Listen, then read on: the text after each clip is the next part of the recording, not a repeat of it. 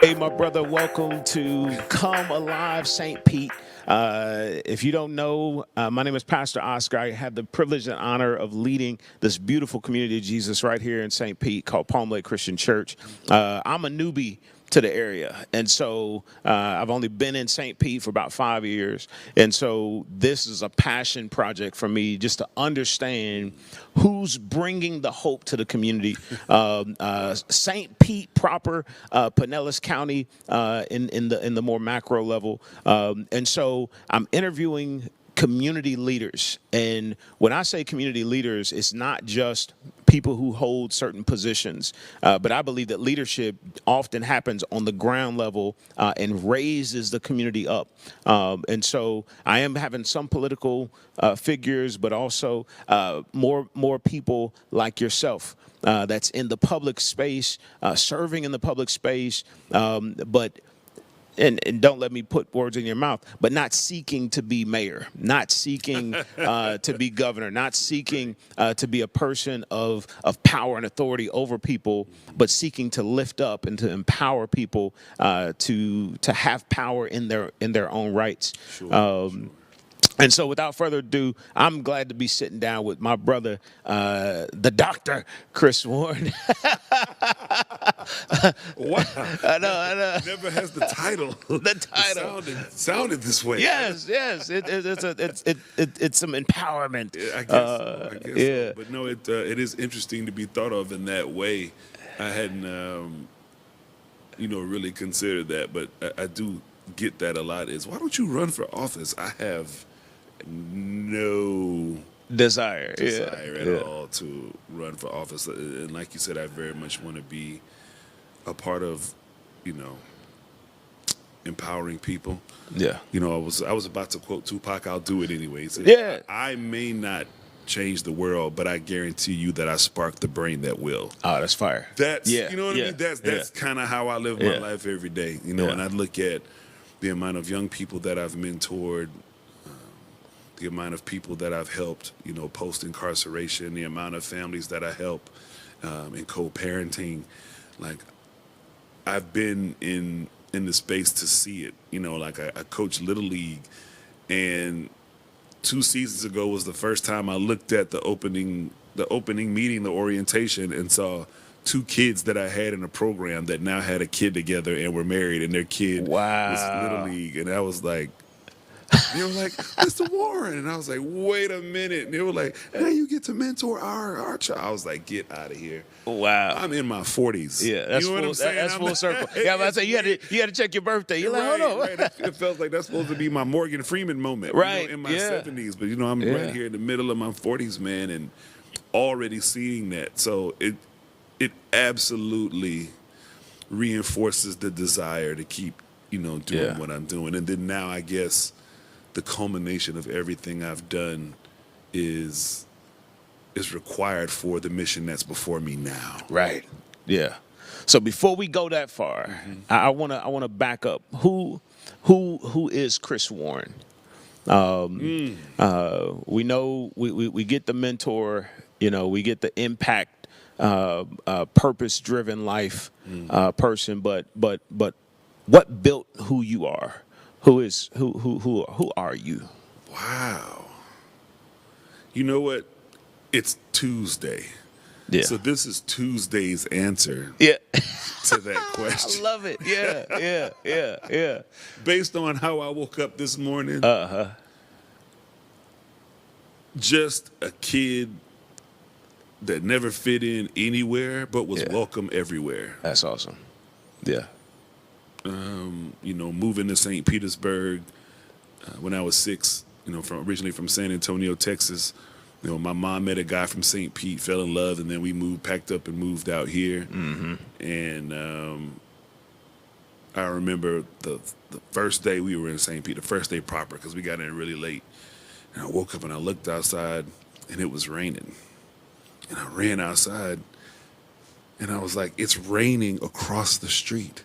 Florida. But it's not raining at our house. Like, it's raining 6 feet away on the other side of the street, and I was freaked out. I ran over to it and stood in it, and I was raining, and then jumped out. And I was like, Mom, it's because you have to remember, I'm 6, and all we knew about Florida was Disneyland. Right. I was like, it's Disney World. Yeah. We live in Disney World. Yeah. Like, this is, we have magic rain. Right, It's gonna rain yeah, over yeah. here, but not over here. And I was, and then, the alligators. So at young, I was fascinated by St. Pete. I was Yeah. like, man, what is this place? It's got the alligator dinosaurs. It's raining like just on you, like Charlie Brown. Right, yeah. What is going on? And there's no winter time. No. These beaches everywhere. All these things, man. And then, the political side of St. Pete kicked in. Coming from Texas, I remember going into elementary school and they wanted to hold me back.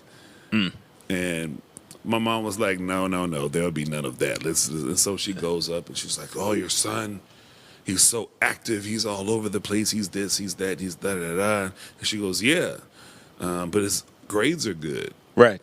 So it looks to be like you're not challenging him, right? And he's like, no, there's something wrong with the boy. We're gonna hold him back before he can go on. Hold on. See, all the rage in the mid '80s was the IQ test. Like IQ testing came out, it was the big thing. Yeah. So mom's like, okay, how about this? I'll make you a deal. We'll IQ test him. He'll come here, he'll do the IQ testing. If he gets a certain score, not only will you not hold him back, you'll actually skip him a grade. And the principal, being very confident in his position, like, easy money. Yeah. So, needless to say, I had the opportunity to skip a grade. Nice. But my mom just did that to prove a point. She was like, no, you're going to stay in your right grade and stay with your class. I just wanted to show these folks that, you're smarter than they think. They're not going to do this, in this way. And that kind of stuck with me because it changed the way that I looked at school and the way that I looked at my teachers. So, it just kind of came like something I had to beat. Yeah. Right? I'm not going to be accepted for who I am, but I'm just going to beat this system. And that's kind of the way that I've just continued to always be.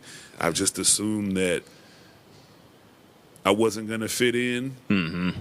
So let me do the absolute best that I can to prove my point and show everybody that everybody has a spot, no matter, who they are, where they come from.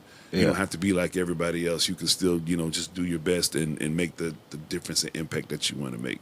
Which it seems like that's what feeds your hunger to serve the population of people that you serve. Mm-hmm. The many different populations of people. Right. Let me not say that. Yeah, because there is a common thread. Yeah, right? The people that I serve are usually people who are underserved, right, or people that people say that they're serving but look down on them while they're serving them. Right. I hate the term underdogs, but underserved and socially and politically neglected people are my sweet spot because of the way that I felt. Said, you know what, man, there's a lot of amazing special people that just need an opportunity to show it. Right. Like there's something that's deficient in how they've been socialized, whether it's from an academic perspective, whether it's from a political perspective, a spiritual perspective. Socioeconomic. Right, socioeconomic perspective. Like there's something that's stopping people from believing that these people are true people and that they're dynamic and they have something to offer that could actually help us all. Yeah. Right, or heal us all. Yeah. Yeah. So you have something huge coming up right now that you've that you and I have talked about, but I want to make sure that we let the people know what you're bringing hope in the city right now. Tell us a little bit about that, and then what events do you have coming up to support what you're doing? Well, after 25 years of social service, I think I have found the most neglected, the most downtrodden group of people, and I'm angry about it. Right. And it has all of my attention and all of my faith and all of my resources and all of my experience, because when I tell you finding out about, and I was late to the party, it's fine. It's fine. I know there's been a lot of people working in this space and, and really trying to make strides, but it reached my desk. Yeah. And that is not just our foster youth who are already facing the Mount Everest of 100%. uphill battles, right? When they turn 18 and become youth aged out of foster care, the cliff that these young people fall out of. And I find out, they become the unwitting fodder for the prison system, Yep. the drug rehab systems, like all of the lowest programming. They feed that mechanism, because the day that they turn 18, they no longer have their foster home coverage. Right. And many of them are put out of the homes where they're at in a very dramatic fashion. And they don't have the tools to help them to be able to look at it as stepping out on your own. It's really stepping off of a cliff. And usually within a year, I was trying to find any statistic that spoke otherwise. Right. Because you just can't believe that it's that bad. But I was unable to find anything in the last 30 years that showed better than 50% chance that within a year they will be incarcerated, drug addicted, homeless, and if they're a young lady, double worse, because pregnant or sexually assaulted, God forbid, sex trafficked. And I was like, okay, what about not in Florida? It's like this all over the country. Right. Oh, it's over the world. Every city, every county in the United States, these numbers look the same. It's wild. Yeah. Right? So it still looks like numbers on the page until you watch it happen. And I had the misfortune of watching it happen because the way that I work a lot of times is I'll work a very high-level job, but I will also, out of intellectual curiosity, also have a part-time job or a volunteer job that's something that's on the ground. Yeah. Right? So while I'm working as a senior director at this company, I'm a case manager, right, for this youth program, and I've got 10 kids because I'm very interested in how this court system was working and serving these kids. Very important. And how I needed to know, I didn't need somebody to tell me, I needed to experience working through this program and having these kids as clients and understanding why people say there's resources, but they don't seem to get connected to them. Right. Why they seem to say, the programs are out there, they don't want them. Right? So I'm like, that's a very curious philosophy to have as a service provider. Right. Right? I'm going to stand in this office and say, look at this embarrassment of riches that you people just don't want. Right. It's a very odd train of thought that I saw in a lot of places. Yeah. And I said, maybe they're here for a reason. Let me see. Let me from the other side. Let me take some kids and help. And I know where I stand. I know I'm going to do everything I can. So if I'm your case manager, I'm going to navigate these resources and get them. And what I found was there's a lot of talk. There's a lot of stuff that exists on paper that does not have actionable steps to be able to access and implement. Yeah. Right. Barriers to implementation. Right. Barriers to service. And with them, it was so immediately detrimental because I don't know how you feel about planning. It's kind of important. It's kind of important. Yeah. Right? Yeah. So I'm like, if I'm 17 and I know, if I run a home and I know that one of my kids is 17, I'm going to start a year-long process of making sure they have everything that they need, because when they turn 18, it's going to be different. Right. Let me make sure you have your ID. Let me make sure you're in a program that's going to line you up with housing. Let me make sure that you're doing something that's going to make sure that you go into SPC certification program, because they have programs for foster youth, right? Dr. Williams has done an amazing job of structuring SPC in a way that youth that have aged out of foster care, 18 out of high school, have excellent opportunities there. To gain skills. Right, to gain any skills. Yep. It's right. So to make sure there's a bridge to that, or a bridge to the military, right? Or a bridge to something. Yeah. No. Right? So when they turn 18, they now, in their infinite knowledge of being 18-year-olds who have been in foster care their whole life, are supposed to know how to access and engage with all of these services, even though everything has been brought to them and they've been kind of guided through by caseworkers or just kind of told where to be their entire lives. Now they're supposed to shift their entire mindset and do something that themselves. they've never done before in their lives. Yeah. You see what I'm saying? Right. So like not trying to knock anyone's particular process, but just if you understand the mindset of young people, you know that they don't snap a finger and become people Mature. with an adult Right, mindset right. just because they turned 18. And you know how we do it. Brothers, it takes us a little bit longer. Men, Right. we're going to be, 24, 25 before we actually get to that point. Because sometimes we think we know what we don't know. Right, because every 18-year-old boy is clearly the wisest person that you know, right? 100%. He knows more than Yeah, right? yeah. But knowing this, they still have it set up where it's just kind of like no preparation, right? Where's the lane to take off? So I said, okay, so we have to do something that only acts as triage, right? Just stop the bleeding, Yeah. right? Let's just get out there and let's just stop the bleeding. But then immediately looks at how did they get here? And then how do we get them from surviving to thriving? Right. So a 3-component program to actually be impactful and sustainable, right? So let's get them, first and foremost, let's take care of their immediate need.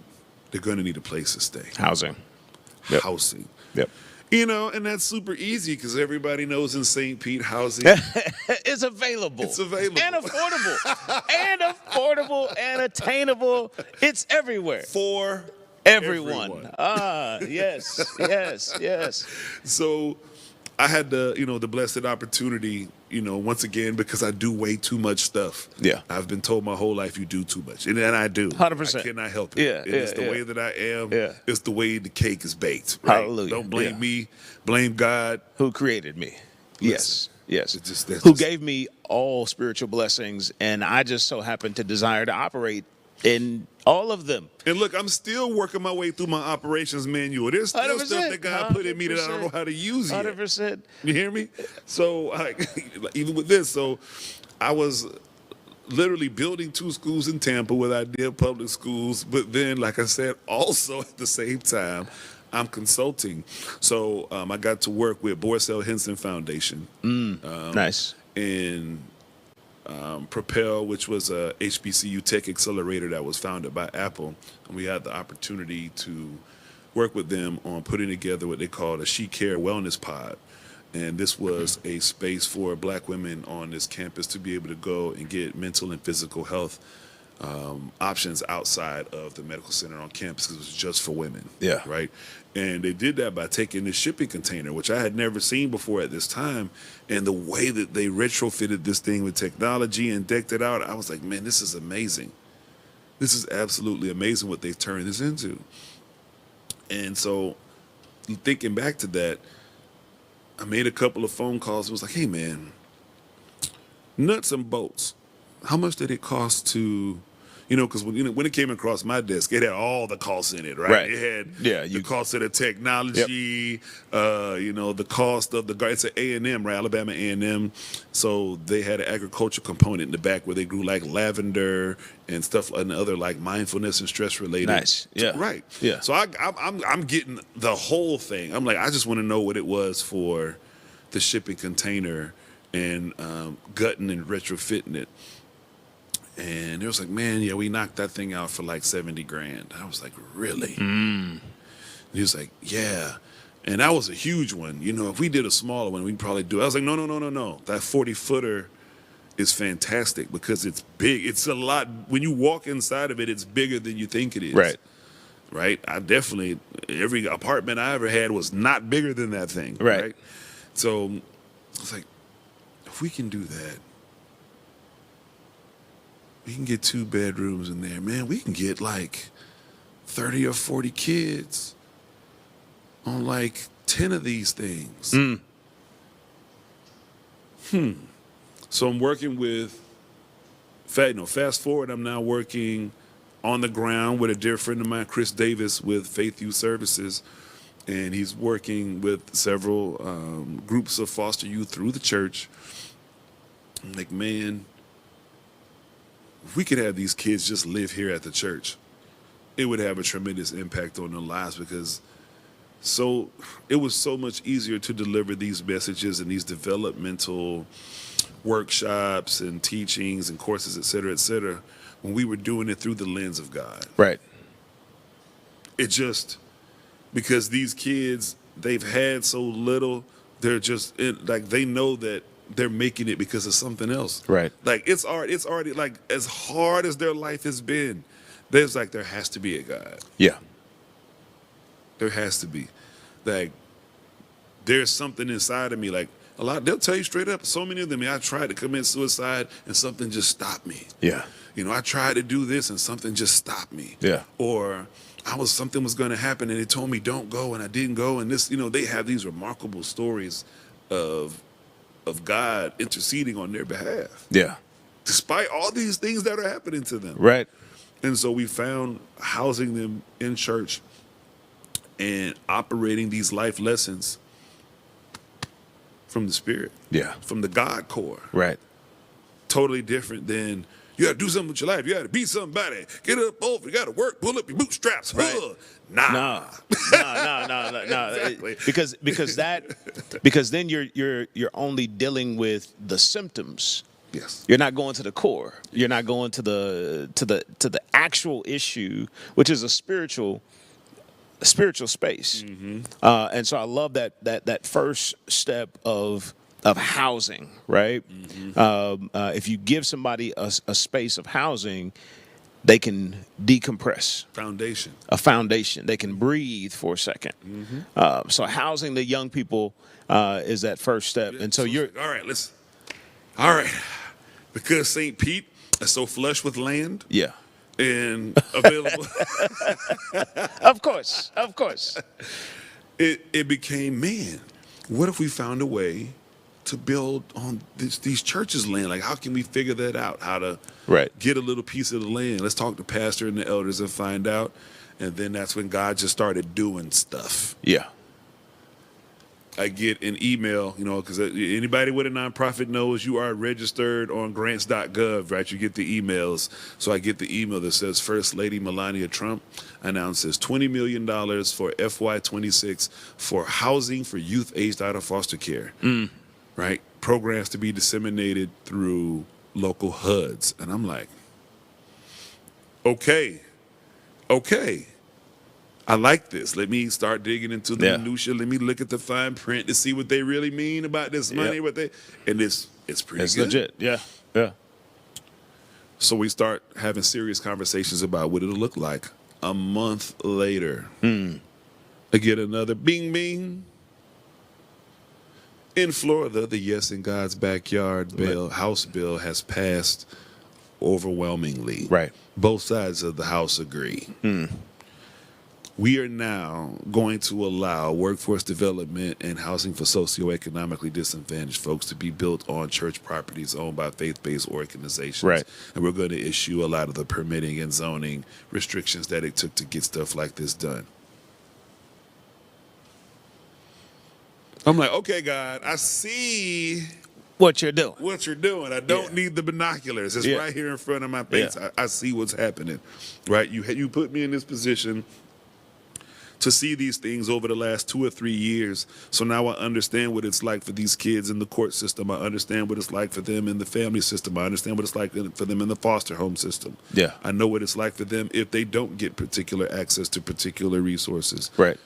So I've got the on-the-ground understanding, and I'm also understanding how it's happening up here. Yeah. So I know I need to do it this way, and this way. So it's like, okay, let's get them to lease us the land.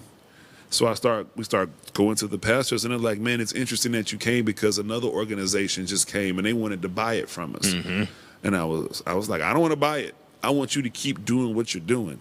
I want you to lease us a portion of the land for this. We'll kick you back something every month, but you're going to have to do something for us. You're going to have to be ready for these young people. You got to take them in. That's why we're not asking to buy the property. We want you involved. 100% partnership. We want a partnership. Partnership. We've got developmental courses, the next component, right? I'm stealing a page from Habitat for Humanity. Shout out to Mike Sutton. What's going on, Mike? Shout out. We love Habitat. Good people. But because I knew people that had done it, and the most beneficial thing was the lead-up curriculum to prepare them to be homeowners. And so looking at that as like preparing them to be homeowners and also preparing them to live independently. To be adults. So this adult life skills, independent living curriculum prior to and during the build-out. The basics. Budget. Financial literacy. Right? Yes. We got credit score, mental health clinicians of color to work with them, and group and individual, because they've been through some stuff. Yes.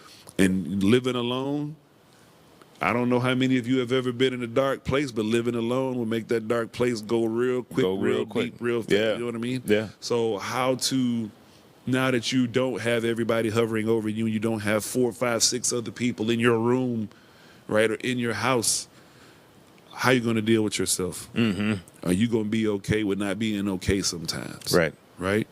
We have weekly Bible study because they wanted it. They wanted to stay rooted. So it's like, we'll make that a part of the program. Yeah. Cooking, because I don't know if you've been to some of these houses, but some of these kids can burn hot dog water. You hear me? They cannot cook a lick. 100%. So we partnered with the One Community Grocery Co-op. Erica Hardis has been coming out and showing them how to cook basic meals. You know, like this is how I think they did like roasted turkey, vegetables, dinner roll, and southern sweet tea. I wasn't drinking their sweet tea because I don't like diabetes. So I made my own sweet tea. Facts. Right. But Facts. I could say all of these things to put in a curriculum so that while they're building their own home, working with licensed contractors, being a part of the process, right? Putting their skin in the game, also giving an opportunity for them to get certifications and be working. Right. So that's the other piece, right? Development and stability. Let's get you paid. Right. Right? Right. And even if you don't want to be in construction, you now have the skills to do so if you wanted to. Right. Right? And at the very least, you'll be able to fix anything in your home because you've been a part of it. Right. Right?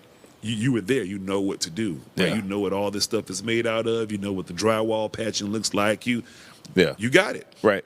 You've been there. So broadening their scope of knowledge, information, and support. And then that third and final piece, we're going to make sure that you're ready to leave. Right. I set 4 years on it, like college. 100%. This is Life University. Yeah. Right? You got 4 years. And unlike the way that it was before, at the start of that third year leading up to 4, we're working with you. And that's important. Coming up, I learned the 7 P's. Prior, proper, preparation, prevents, piss, poor performance. And so we have to recognize that if we're not preparing them, but prior preparation, like you said, you're not preparing them in year 4. You're going to start preparing them in year 3. Yes. That way you have a complete year to be in that prior preparation so that when year 4 starts, you're not. They're on cruise control. 100%. Now you're ready boxes, to go. Yeah. They may even be ready to leave a little early. They may be ready to leave earlier. Right? Yeah. And so that last day is really just, hey, everybody, it's been real. Thank you. You know, we have a nice send-off celebration. And somebody said, well, what if they're not ready? Just going to kick them out? No. We're going to be on 6 months. All right, your next move out is 6 months from now. Yep. Right? That's the thing. We want them to be succeed. ready to leave. We want them to succeed, but be ready to do so. Yeah. And just giving them, I like 4 years, man. It works. If you notice, a lot of contracts are 4 years, college 100%. Is 4 years. We should be able to take you from 18 to 22. Yeah. So some of them will get at 19, right? But by the time you're at the latest 25, man, you know, there should be nothing that you can't accomplish because we've given you that window of support. And the whole time you've been there, you've been a part of the church, right? That's your family, your community, because, I forgot, that's where we're having these classes. They're inside the church. In the church. So you're in the church 2, 3, 4 nights a week anyway, because that's where you're having your development classes. Yeah. So this is giving a chance for the people in the church to give back, to expand on their service, because hopefully that's why you're there, not just there to, have God save you, but To go see do what you some can, saving. exactly, what kind of blessings you can put back into the air for somebody else. So that ended up being like ancillary benefit a million. Yeah. Oh yeah, by the way, let's reinvigorate the congregations of some churches while we're at it, because who's gonna see young people out here building homes for themselves and not want to at least come in and volunteer for a couple hours? Yeah. Let me go help these young people out, and they're going to come through the church to do so. Like, hey, I Right. want to sign up to be able to help out. What can I do? What skill? I don't have a lot of money, but my brother taught me how to do drywall. 100%. Or some lady, comes in, is like, I want to mentor one of the young ladies. There's something that I have that I want to give. So you're going to attract people with a heart for service Yeah. into your church. Are you ready? Are you ready to accept this new influx of people who will answer the call to service? Right. Right? Who will feel God's energy and know that this is something, beautiful and positive. Will you be ready to receive them? Will your doors and your pews be ready for this new influx of service-minded people? Of lives. Yeah. It's going to be beautiful. Yeah. And so as the great Bishop T.D. Jakes used to say, get ready, get ready, get ready, get ready. And so it's important. And I love what you're doing. Earlier you said that this angered you. And so there's a lot of people who get angry about something and then they just stay mad about it. And they'll yell at politicians about it. And they'll yell at other leaders about it. But I love how, for you've turned what made you angry into productivity. But my question is, I want to get to a mindset question. What mindsets have you had to overcome to push? And this could have been in your earlier years, to push you into an action-oriented person. Who do I think I am? You know what I mean? To just be mad about something. But no, I used to hear that. So, who do you think you are? And I was like, and I would go, yeah, you're right. And then after a while, it was like, nah, it has nothing to do with who I think I am. Why are you so comfortable with this being the way that it is? Oh, that's good. It's not even about me. That's good. I let that get me down a lot. Yeah. Earlier in my life, like, well, if this is the way it is, who do you think you are to change? Who do you think? Who Doctor so and so? Who do you think you are that you can make change I have a happen? very clear answer for that. I'm a child of God. There we go. Come on, man. No, I mean, just come on. Seriously. Yeah. I don't have the capacity for sitting on my behind while people are hurting. That's good. That's so good. Physically can't do it. Yeah. Like, I understand, politics. I understand Look, I've worked in the third largest tech company in the world. I've worked in a charter school space and built two 1,500 student schools that are sitting as B schools right now. I've built out $250,000 truancy programs. Like, I've done so many things out of sheer anger and pain. Yeah. That I felt for the people that these things were happening to. Yeah. You know what I mean? It's not money that drives me. It's not fame that drives me. You can see in most things that I do, I don't even say anything. I just have to. Right. I have 100%. to do it. Yeah. I don't have to be seen doing it. I don't even have to talk about doing it. But the way that my blood pressure is set up, you got to do it. I have to do it. Like, it's gonna hurt me physically. Yeah. To day after day see a problem that I have the intellectual and skills-based professional wisdom and skills to be able to handle and address and not do it. Yeah. I don't think people understand what that feels like. Yeah. You know what I mean? Like, I can see some people, because I've seen that me and other people. Mm-hmm. And it's not something that I can do anything with. I can say it's when God puts something in you, you can't get rid of it. Right. You know what I mean? So I just have to accept that there are going to be people who just like the way things are, they may benefit from the way things are. I don't have a personal issue with you. Mm-hmm. I ask you that you not have a personal issue with me because I can't not do something about it. Right. And it just so happens that in this particular instance, there's a whole lot of folks in agencies who feel the way that I feel about it. Yeah. Probably out of everything I've done, this has been the easiest to galvanize folks to the cause. Mm-hmm. Usually it's a phone call and an email. Yeah. Whereas before, I'm trying to get on somebody's calendar, waiting 3-4 months out, and there's cancellations, or, we like this, but not at this time, or, oh, that's not where the funding's heading. Yeah. But with this, it is not only will I help you with that, here's this thing that you don't know that I have that I'm going to give you that's going to help you along the way. 100%.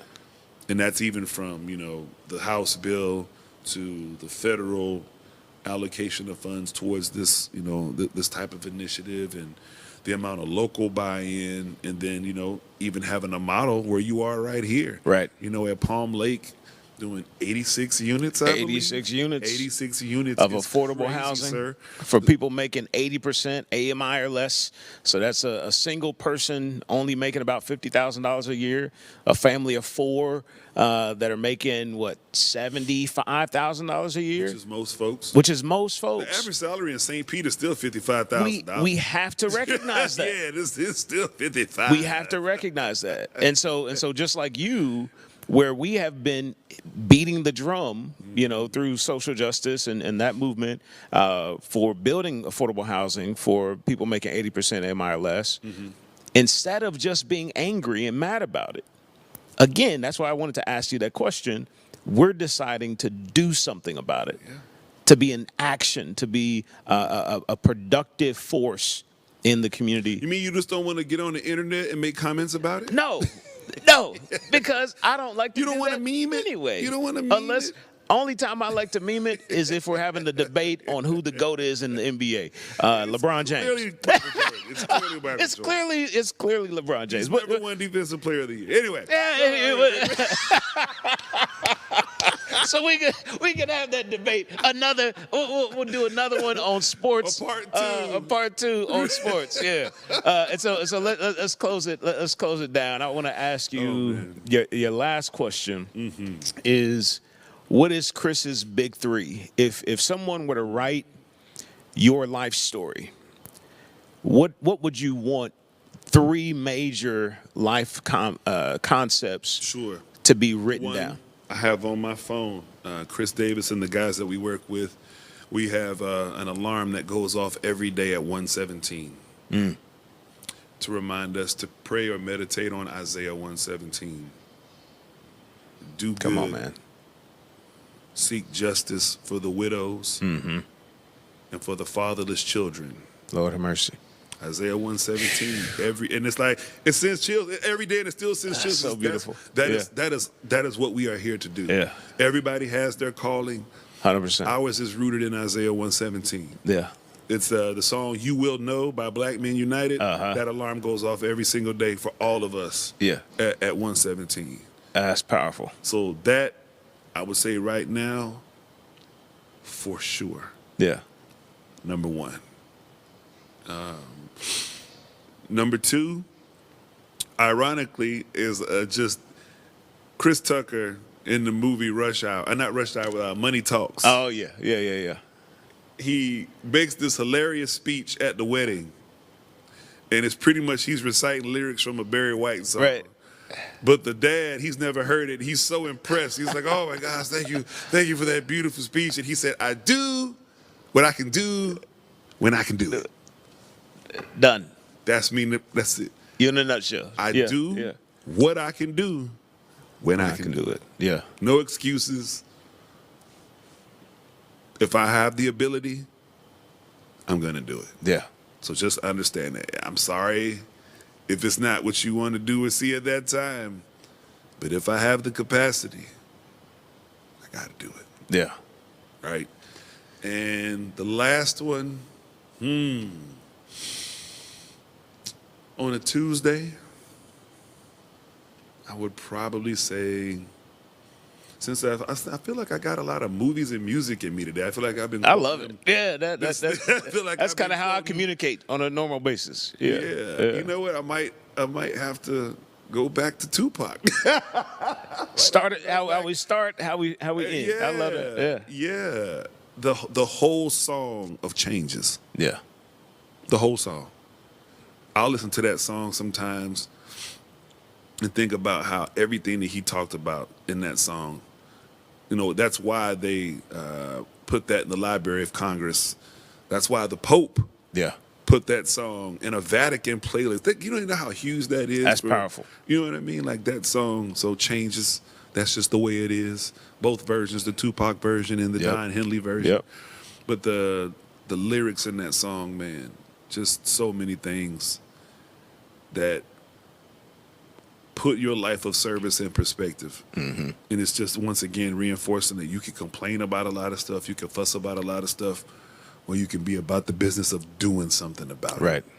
it. Of humbling yourself and empathizing with people, seeing it from their perspective. Yeah. Not what you can do for people up here looking down, like let me heal and help these people. Yeah. Yeah. But how you can walk amongst these people Yep. and ask them what they need and then prepare them to be able to receive or achieve it. Yeah. Yeah. Man, that's beautiful, bro. And that's what the word you just said is what I felt all through your conversation. That word empathy. And I know we got a group of people who are saying empathy is a weak word. That is the dumbest thing I've ever heard. Empathy is what keeps the world going. Empathy is what led Jesus to the cross. Like, not sympathy, not feeling sorry for somebody and looking down on them as they're lower than me. Empathy is, let me take on what you're going through. Let me understand what you're experiencing. Because if you don't understand what people are experiencing, there's no way to serve their need. You can't do it. You can't serve it. And so I love that, man, bro. You are an inspiration. And You did it first. I felt that the first time I met you, His man. 86 units made it way easier for me to come in and ask for 10. Dang. Just like, I'm not asking for 86. I just want 10. 10. So thank you Yeah, for breaking man. the ground Yeah. and letting St. Pete see and really taking a lot of those arrows. Hallelujah. Right? For the people who are like, we don't want this type of housing. In our right? You backyard, hear, what do you mean this type of housing? Yeah. Or for those type people. of people. Yeah. You know, that's a lot of arrows to take, man. Yeah. So I sincerely appreciate you standing there, no shield. You stood out in front and put your church and the congregation. Well, I tell you, we have stood right in front of them. And we have a church of people who really believe that we're called to be Jesus's hands and feet. We're not here for show. We're not here for the religious part of it, but we're here for the living part of it. And if we're what does Scripture say? It said, "If God be for us, who can be against us?"